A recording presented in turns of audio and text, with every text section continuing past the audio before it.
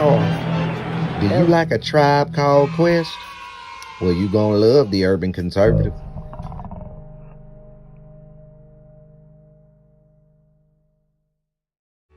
Do you like manwich and nachos? Well, then you'd love the Urban Conservative. Do you like guns? Do you like butter? Well, you're gonna love the Urban Conservative. Yo, what's good, son? You like pit bulls, say? You like solving Sudoku puzzles? Then you gonna love the Urban Conservative.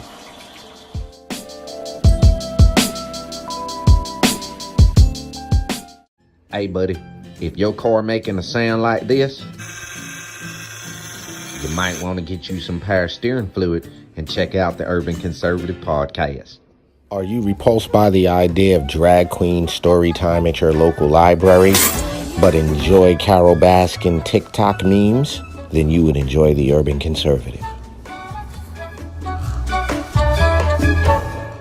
Do you want to slap your boss and then go home and make yourself some golden brown pancakes covered in butter and freshly made warm boysenberry syrup? Then you'll love the Urban Conservative. If you're a little over Cardi B and you're repulsed by the thought of hog maw, check out the Urban Conservative. You ready?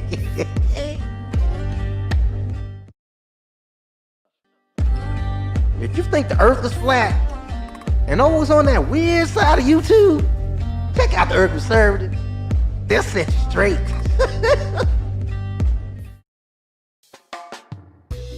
If you're in a chasing dopey and you love South Fishing Festival, check out the Urban Conservative. All right, ladies and gentlemen, you know what it is. It's time for Top of the Morning here on the Urban Conservative. Yours truly, Abdul Ali, rocking with you. Hopefully, you have had a good morning thus far. You got yourself some coffee. Got to give a big shout out to everybody from the North Carolina delegation that's out at the RNC. We're going to talk a whole lot about the RNC this morning. Great line. You see the title of the show, The Great Opportunity Party. But before we do that, got to pay some bills. If you haven't done so already, we need you to go over to tuconservative.com, support the podcast, support the platform. Our mission is to share conservative values and principles to urban communities across this great nation of ours. We do that on the ground. We do that on social media. We also do that by jumping in the game ourselves and running for office, ladies and gentlemen. Yours truly running for U.S. House District 12.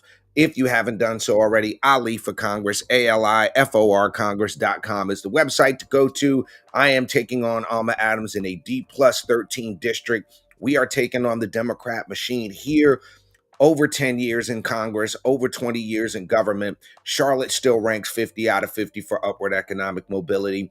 Our homicide rate is increasing. It is time for a new direction in leadership, ladies and gentlemen. So, yours truly running for Congress here in the 12th Congressional District. You can go to ALIFOR Congress, AliForCongress.com. Support what we are doing to make America better. Ladies and gentlemen, jump in the comments. As always, let us know where you're watching or listening from. We always like to give folks a shout out. Again, the Urban Conservative, tuconservative.com. Hamilton plans only $10 to join one of the fastest growing conservative news outlets in the planet, on the country.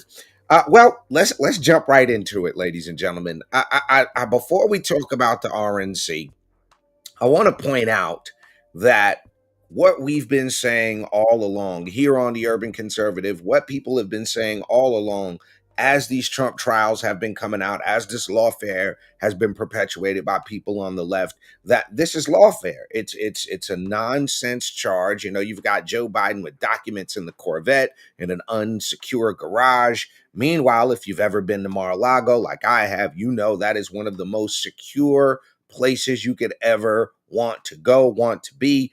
And that case was dismissed on Monday.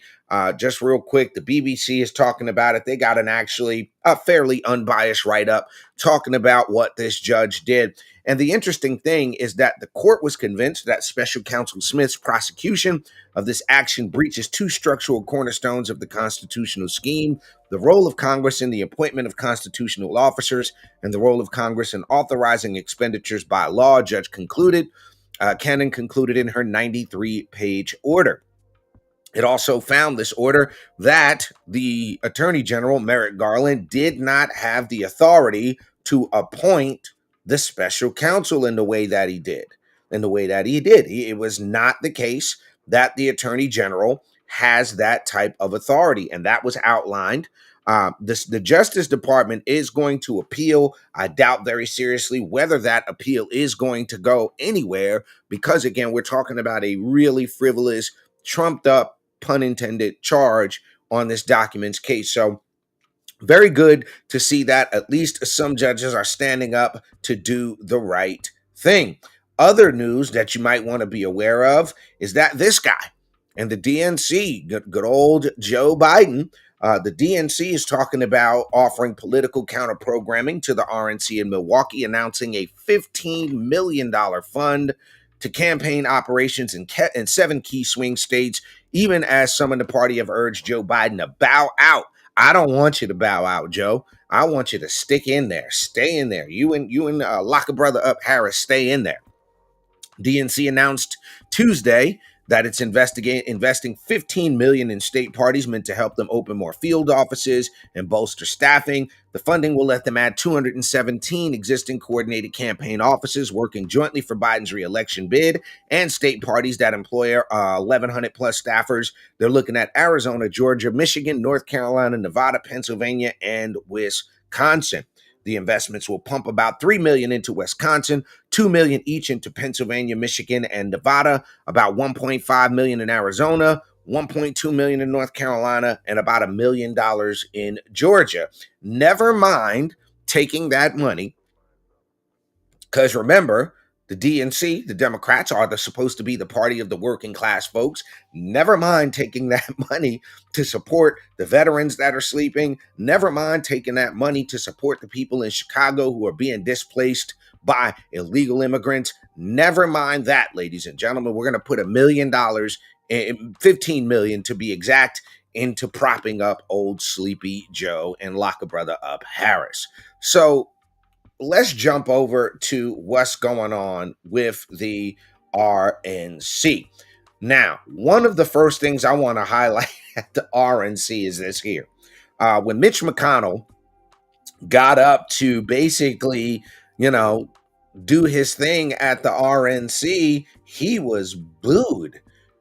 I'm not a big fan of the booing. Okay, I'm just not a big fan of the booing, but I found it interesting that Mitch McConnell, granted, he's been in government way too long. And I agree, he's been in government way too long. I'm a big fan of term limits. I've signed the term limits pledge. But we have to be honest here. Mitch McConnell has gotten a lot done for the Republican agenda in D.C., for the conservative agenda in D.C. I think a lot of the frustration that people are seeing against people like Mitch McConnell, who have been in office for a very long time, is that they've been in office for a very long time. So let's take a listen at what happened when Mitch McConnell went to go speak at the RNC to do his delegate thing. Let's take a listen.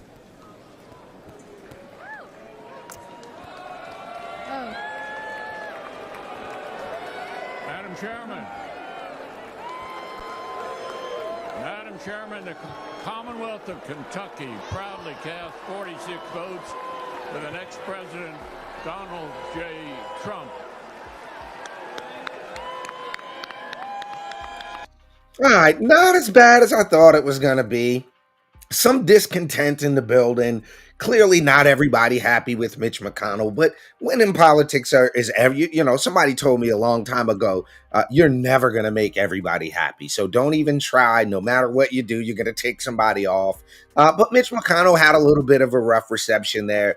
I think that's a little misplaced. I think the frustration is in the idea of him representing the old guard of politics. And, you know, a lot of the bills, a lot of times compromise is something that we, the right, have a hard time dealing with.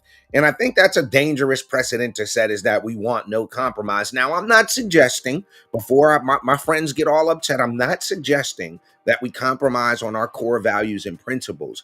But I think that and I heard somebody say this the other day. They said compromise is when everybody at the table is pissed off because nobody got exactly what they wanted. And I think that's the nature of what we need to get back to in American politics. So there you have it.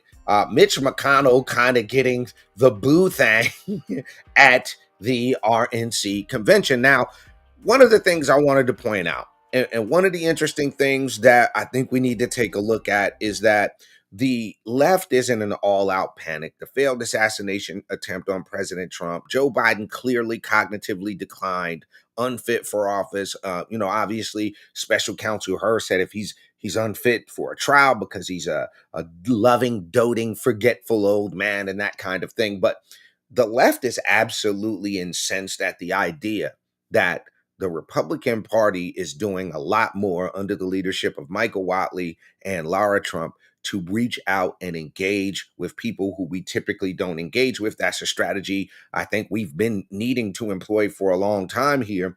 But there were some amazing speeches. I think it's very telling to see Wesley Hunt, John James, Lieutenant Governor Mark Robinson, Tim Scott, and such a diverse group of people representing the Republican Party. And the idea, right, that you would look at somebody like a Wesley Hunt or a Tim Scott who come from the Black community. There's no doubt about it. They come from the Black struggle. They represent the Black struggle. They represent the best of what this country can be. I think they all gave some very rousing speeches. The first one we're going to check out is Wesley Hunt here. Y'all, let's take a listen to what Wesley Hunt had to say last night at the RNC. Thank you. Thank you. Thank you, Texas. Love you. Love you, Texas.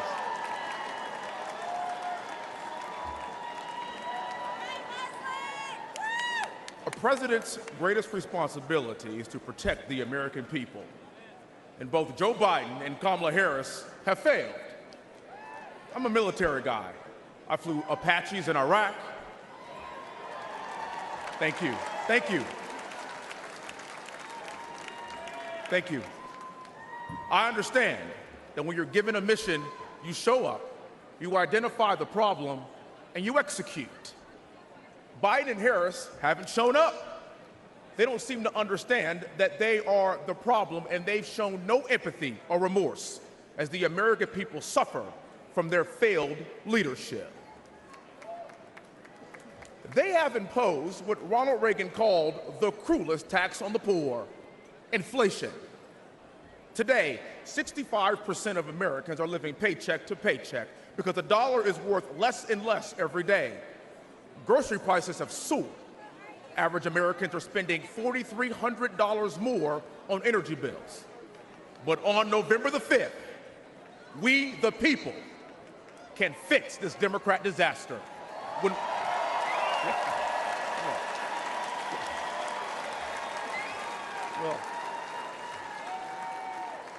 We can fix this disaster when we re-elect Donald John Trump as president and send him right back to where he belongs, the White House.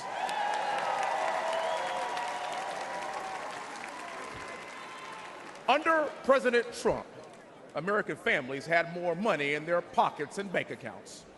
American families could invest, save, and buy a home. Under President Trump, we had the greatest economy in our lifetime. And in less than 4 years, under Joe Biden, everything changed.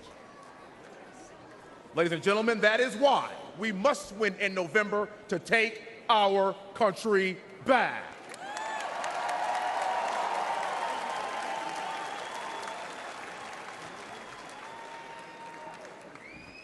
We owe it to future generations to embrace this pivotal moment.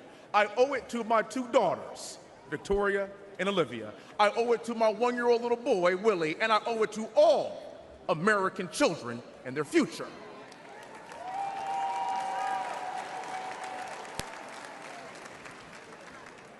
I'm the great-great-grandson of a slave. I'm the son of a retired lieutenant colonel. I'm the product of West Point along with my other two siblings.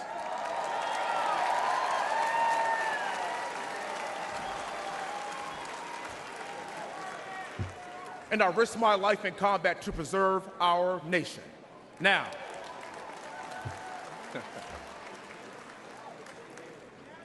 there's another man who is putting it all on the line to save our nation. His name is President Donald Trump.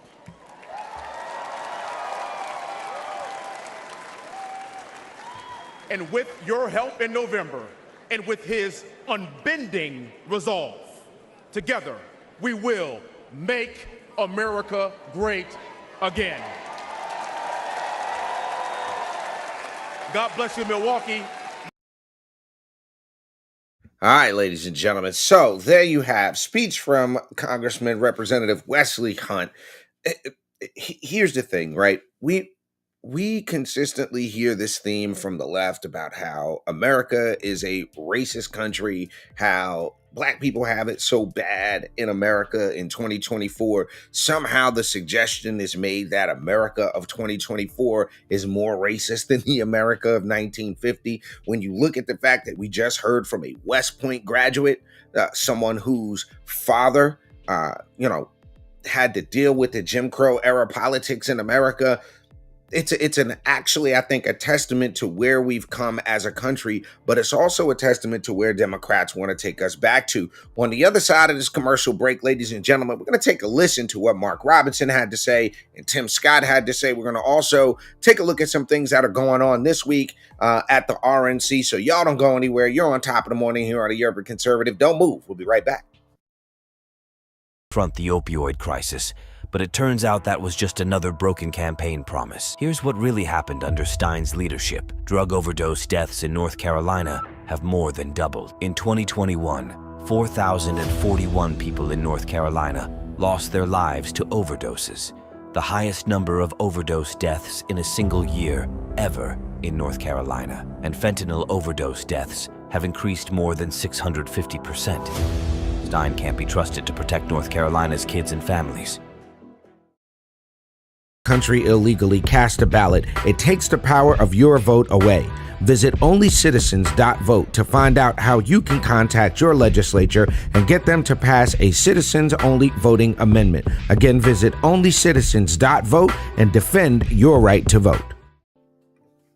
All right, ladies and gentlemen, you're back. It's top of the morning here on the Urban Conservative. Hopefully you've got yourself a good cup of coffee. You're having a great morning thus far. We're talking about the Great Opportunity Party, the good old GOP, the RNC Convention going down this week, Milwaukee, Wisconsin, packed house.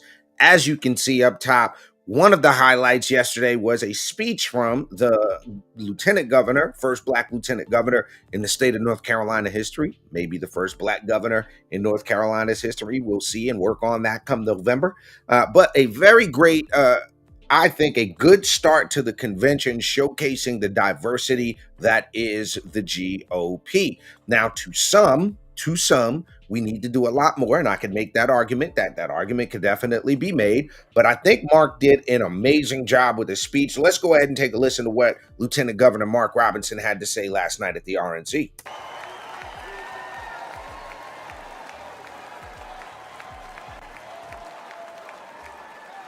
Thank you. First and foremost, I want to give thanks to my Lord and Savior Jesus Christ for giving us my life and health and strength, allowing me to be here and allowing us to live in this blessed and prosperous land. I am Mark Robinson. I am the first black lieutenant governor of North Carolina. And come November, I plan on being the first black governor of North Carolina.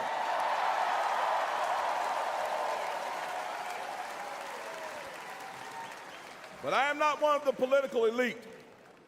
I grew up poor as the ninth of 10 kids in Greensboro with an alcoholic father who beat my mother. I love to tell you that I graduated from high school, found success, never worried about money again, but I can't. I lost 2 jobs, 2 manufacturing jobs because of NAFTA, which, by the way, Joe Biden voted for. Politicians in D.C. made bad decisions. People like me suffered. I lost my car and my house. I was desperate. But you know, my story isn't unique. A couple of months ago in my travels, I stopped at a gas station. As I was leaving, a man walked out with a beer and he looked very stressed. He got in his car and I could see him holding an envelope. My heart dropped because years ago I held one just like it. It was bankruptcy papers. I could see the fear on his face. And it took me back to lying awake at night with that gnawing worrying, debating which bills weren't going to get paid. Unfortunately, many families today are having that same experience. Under Joe Biden, grocery prices have skyrocketed and gas has nearly doubled. In North Carolina, factories just like the one I worked at are closing, leaving families feeling hopeless. But there is hope, and I'm proof. My wife and I never gave up. We kept our faith. We worked hard and made it through those tough times. Now I stand before you on the verge of becoming the first black governor of North Carolina.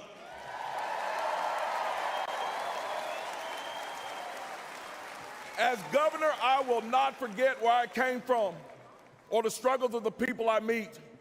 And you know, there's someone else who will fight just as hard for you. President Donald J. Trump.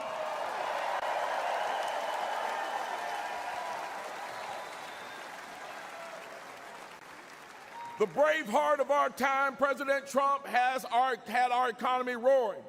Gas was up below $2. Unemployment was at a historic low. People could afford homes. And we had a president who protected manufacturing jobs. Under President Trump, the American dream was alive and well. Under President Trump, there was hope. And we need that now more than ever. So this November, let's select the brave heart of our time, Donald J. Trump, to get our economy back on track, restore the American dream, and make America great again. God bless you all, and God bless the United States. All right, folks. So listen, you're going to have a hard time. You're going to have a really hard time trying to convince the American people that they are better off now than they were 4 years ago. And I think Mark Robinson hit the nail on the head. The interesting thing about this is that we're not talking about somebody in Mark Robinson who is the political elite, who has this, extensive political resume. I think that is what is going to get him over the hump, and when you see the level of vitriol, the level of hatred, the quote mining that the media does in regards to some of the things he's had to say, which, by the way, most people agree with.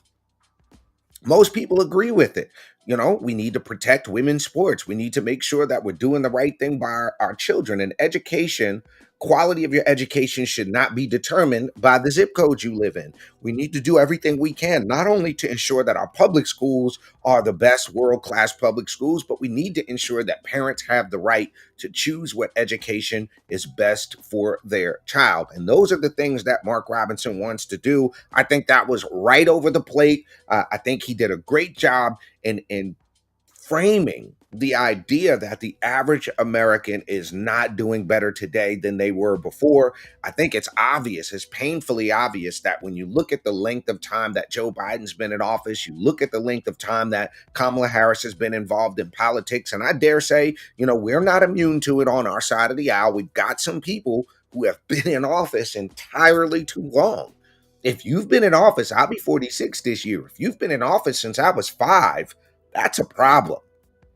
I think we need to look at what we're doing. I think Mark Robinson, Wesley Hunt, Byron Donalds, folks like that are the wave of the future. Now, look, the idea that the Republican Party is doing everything it can to engage with black voters, with people who we typically don't engage with, is there. I think that's evident by the diversity that you see in the crowd there at the RNC. I know a lot of folks who are up there are telling me, we're getting the calls and text messages about how good it is to see such a diverse party. But there's a catch to that.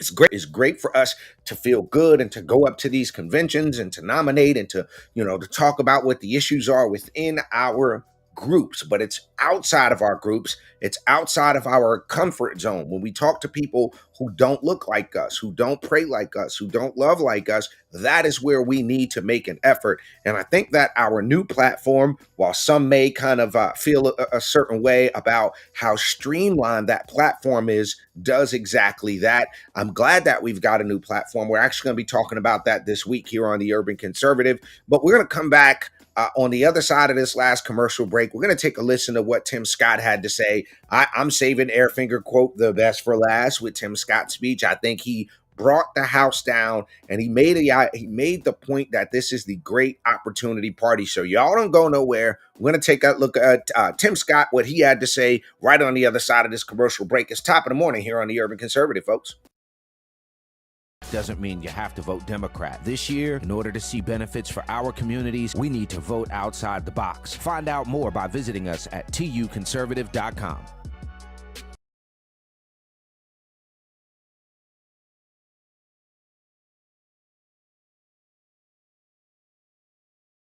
This season of the Urban Conservative Podcast is brought to you by Newton for Senate, working to improve education, reduce taxes, and keep North Carolina #1 for business. Find out more at newtonforsenate.com. This episode of the Urban Conservative has also been sponsored by Case Technology Consulting. Help your business get value out of its data and become more efficient and streamlined. Case Technology Consulting. Check out the link in the description.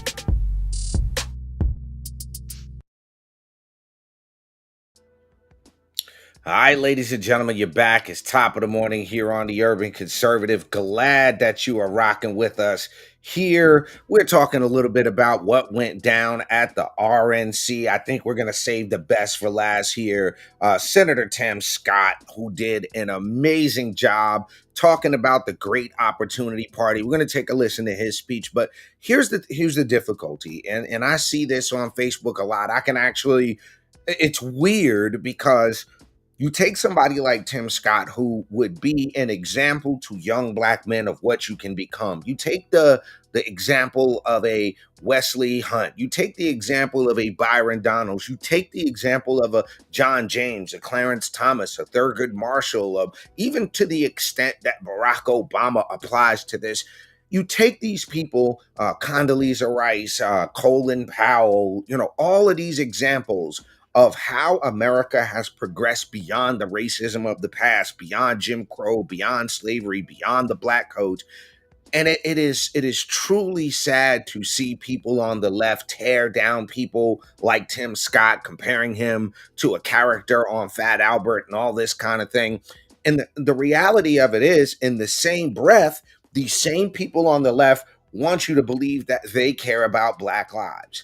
And that is part of the reason why you see so many folks coming over to the Republican side and considering it, maybe going unaffiliated, but considering voting Republican, because they're starting to snap out of this and starting to see that one group of people wants them to be in a consistent, constant state of victimhood. One group of people wants government to solve all of the problems. One group of people want to act like being a person of faith and standing on principle is a negative thing. One group of people wants you to believe that they are the saviors of this group of people. And then on the other side, you have a group of people that are telling you it's God, family, country. Nobody's going to do more for you than you. And I think Tim Scott nailed it when he said the Republican Party is the great opportunity party. So now we're going to take a listen to what Tim Scott had to say. Like I said, I think we're saving the best for last on this. Let's take a listen to what Tim Scott had to say last night. Oh, Milwaukee! Are you ready for 4 more years of Donald Trump? Oh, me too. I gotta stop. Where was this Tim Scott during the debates is my question. Where was this vibe? Where was this energy from Tim Scott during the debate? That's my number one question, is where was this energy from Tim Scott when he was running for president? Like, I just wish he would have brought this kind of energy. Listen, if you didn't believe in miracles before Saturday, you better be believing right now. Thank God Almighty that we live in a country that still believes in the King of Kings and the Lord of Lords, the Alpha and the Omega. And our God still saves, he still delivers, and he still sets free. Because on Saturday, the devil came to Pennsylvania holding a rifle, but an American lion got back up on his feet and he roared. Oh yeah, he roared. None of this energy during the debate, bro. Like, that is my one criticism, is that Tim did not have, if he would have had this level of fire, I think during the debate, during his presidential run, we might very well be looking at a Senator Tim Scott as a VP pick instead of JD Vance. I know a lot of people, I'm just saying, I know a lot of people that were very supportive of Tim Scott being the VP nominee. Maybe 2028 VP. I don't know. Yeah. Yes, he did.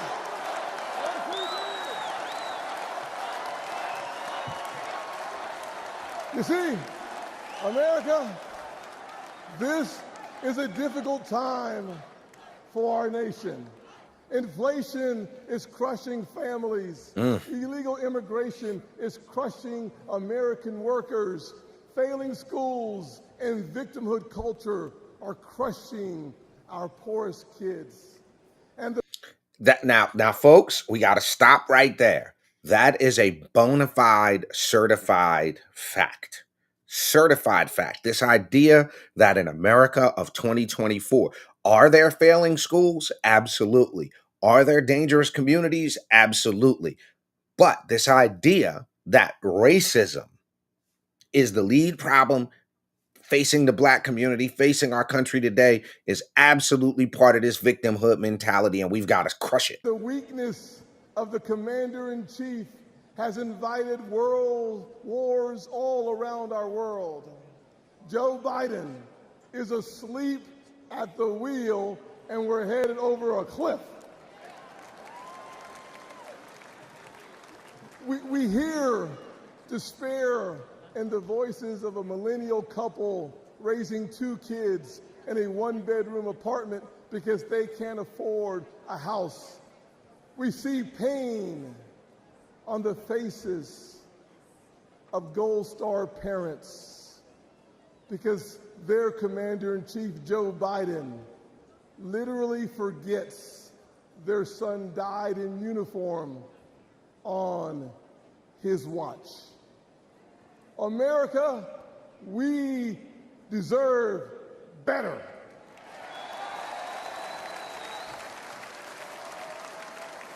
We deserve so much better. I was raised by a single mom in poverty. We had plastic spoons, not silver spoons. But she taught me to work hard, to take responsibility, and reject victimhood. Now that, ladies and gentlemen, is why the left is incensed about people like him. Because you cannot make the argument that that is not, unfortunately, I'm not saying it's a good thing, but that is unfortunately the experience of so many young Black Americans today. Single parenthood, not just single moms, they're single dads, but single parenthoods, low income.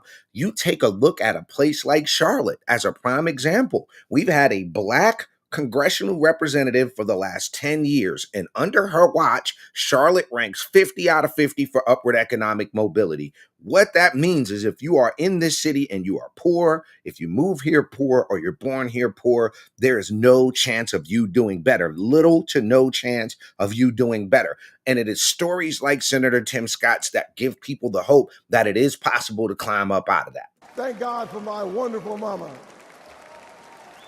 I know this is going to offend the liberal elites. Every time I say it, it offends them. But let me say it one more time. America is not a racist country.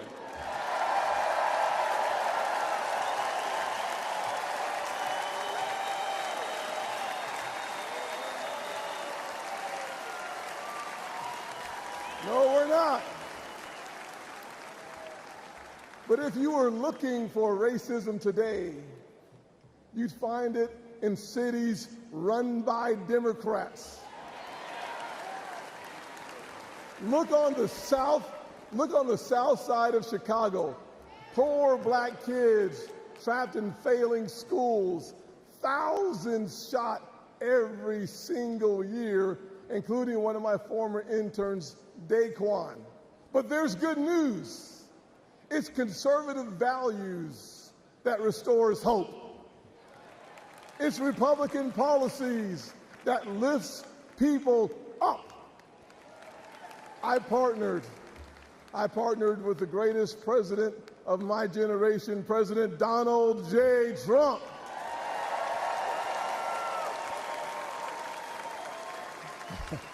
On the biggest tax cuts ever for working people and single moms, and opportunity zones for neighborhoods that need them most.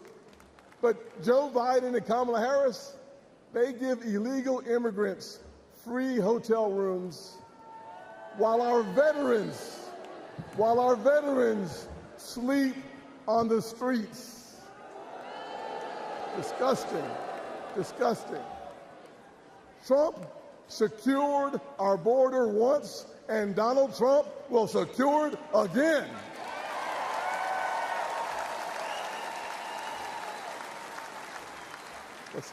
This November, we are not deciding simply the fate for the next 4 years. We're setting a course for the next 40 years. Absolutely correct. I see our heartland filled with huge American factories, powered by abundant American energy, building what America needs, creating generational wealth for blue-collar workers. You see, we are the Republican Party of Frederick Douglass and of Abraham Lincoln, of Ronald Reagan and Donald Trump. But we, 4 more years. I love it.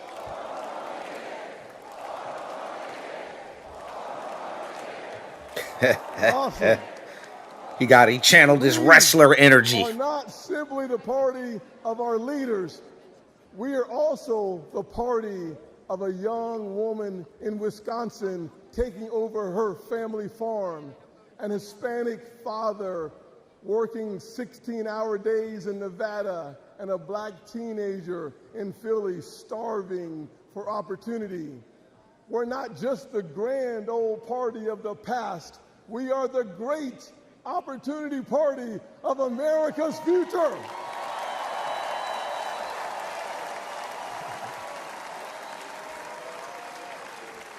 And there's only, hear me clearly, and there's only one person who can make that vision a reality: Donald J. Trump. All right, ladies and gentlemen, there you have it. Tim Scott's speech at the RNC, I think, did the best job at the RNC. Of all the speakers I heard, I'm more partial to Mark Robinson because I'm in North Carolina, but I think Tim Scott really hit the nail on the head in relation to what the GOP represents, what the Republican Party represents. I think he's right on in that we need to address this victimhood, oppression culture that's being forced by the left on people. I think he hit the nail on the head in saying we are not a racist country. Do we have a checkered past? Absolutely. Have we had to deal with the evils of slavery and Jim Crow and racism? Absolutely. Are there racists in America today? Absolutely. Are there racists on both sides? Democrat, Republican? Absolutely. But that is not enough to stop anybody in modern America from becoming what they want. That's not enough. When we look at the examples of a back-to-back black president in Barack Obama, back-to-back black secretaries of state, back-to-back, black joint chiefs of staff, 2 black Supreme Court justices, almost every major city in America run by black leadership. This idea that America of 2024 is somehow more racist than America of 1950 is absolutely ridiculous. And I think the Republicans are right on to call that out. But again, we have to be willing to go where we typically don't go as conservatives, to these urban areas, and engage with people and understand that we do not have to budge on our core principles, but we have to be willing to listen. We have to be willing to go and to listen to what people's dreams and aspirations are. We have to be willing to accept, and especially, now this typically gets me in trouble, but we have to recognize that not everybody's a Christian. We have Muslims that are Republican and conservative. We have Buddhists that are conservative and Republicans. And to the extent that we need to be willing to welcome those people into the fold. Now, the fact of the matter is, I've had people in my own party, because my name is Abdul Ali, call me an undercover Muslim terrorist here to kill the infidels and all kind of just foolishness. I've had that actually said to me. That does not negate the fact that you work hard, you get what you want. There's going to be foolishness on both sides of the aisle. People are going to be people. They are imperfect. You do not have to accept that. You can continue to do what you do. But we need to point out the fact that on the Republican side of the aisle, we empower the individual. We empower the individual to be able to use their talents, their skills, and opportunity. We want to make sure the playing field is level for everybody. And I think what Tim Scott had to say encapsulated that vision perfectly. I think he set the tone for what we need to be doing as conservatives. Last thing I want to share with you guys, I was absolutely thrilled to see Donald Trump walk in to the RNC. Absolutely thrilled to watch him walk in. Here you see him walking in. You typically don't see Trump emotional, but you can see it in his eyes. You can see it. It kind of emanates off of him right there. That's the moment where you can see it in his eyes. He's trying not to get emotional. He's trying to maintain composure. Listen, you don't have to love Trump. I don't think it is necessary for you to absolutely love any of these politicians, but you have to respect the fact that this man would not bow down after an attempt on his life. That, ladies and gentlemen, is the American spirit. That is what makes this country what it is. Our willingness to stand up and fight the face of evil, confront it head on. I think that this is going to be an epic election cycle for Republicans if we can capitalize, if we can go where we need to go, if we can be where we need to be, if we can make sure that we get outside of our echo chambers, if we can go to where the people are and say, hey, we're not going to agree on everything, but I'm here to listen. I'm here to consider your point of view, whether that's somebody who's not a Christian, whether that's somebody that's in the LGBTQ community, whether that's somebody that's unaffiliated or Democrat. We need to go meet people where they are. We need to continue to be have common sense in our approach to our conservatism and our republicanism. And we have to remember, this isn't a Democrat country. This isn't a Republican country. This is the United States of America, where everybody should have equal access to opportunity. Everybody should have a level playing field. We need to make opportunity available to everybody. And I think on our side of the aisle, we need to be what Tim Scott called us, which is the great opportunity party. But there you see President Trump getting an amazing reception at the RNC Convention alongside Melania, alongside JD Vance. You had Representative Byron Scott out there. So great job You know, I know some folks are hypercritical of Michael Whatley, but I got to tell you, folks, Whatley's done an amazing job as the RNC chair. I think from what I've heard from people on the ground, it's an amazing convention. So many things going the right way. We're going to continue to pray for the safety and security of everybody out there at the RNC Convention. We're going to be live again tomorrow right here on the Urban Conservative for Top of the Morning. We're going to talk about a whole lot more. My name is Adul Ali. For my twin brother, Raheem Architect Soto, this has been Top of the Morning here on the Urban Conservative. Y'all have a positive and productive rest of your day. Ladies and gentlemen, make sure you give us a like, share, follow, subscribe, anywhere you listen to podcasts, Facebook, Instagram, all that. TUC Twins. Peace and love, y'all. Country illegally cast a ballot, it takes the power of your vote away. Visit onlycitizens.vote to find out how you can contact your legislature and get them to pass a citizens-only voting amendment. Again, visit onlycitizens.vote and defend your right to vote. Front the opioid crisis, but it turns out that was just another broken campaign promise. Here's what really happened under Stein's leadership. Drug overdose deaths in North Carolina have more than doubled. In 2021, 4,041 people in North Carolina lost their lives to overdoses, the highest number of overdose deaths in a single year ever in North Carolina. And fentanyl overdose deaths have increased more than 650%. Stein can't be trusted to protect North Carolina's kids and families. Doesn't mean you have to vote Democrat. This year, in order to see benefits for our communities, we need to vote outside the box. Find out more by visiting us at tuconservative.com.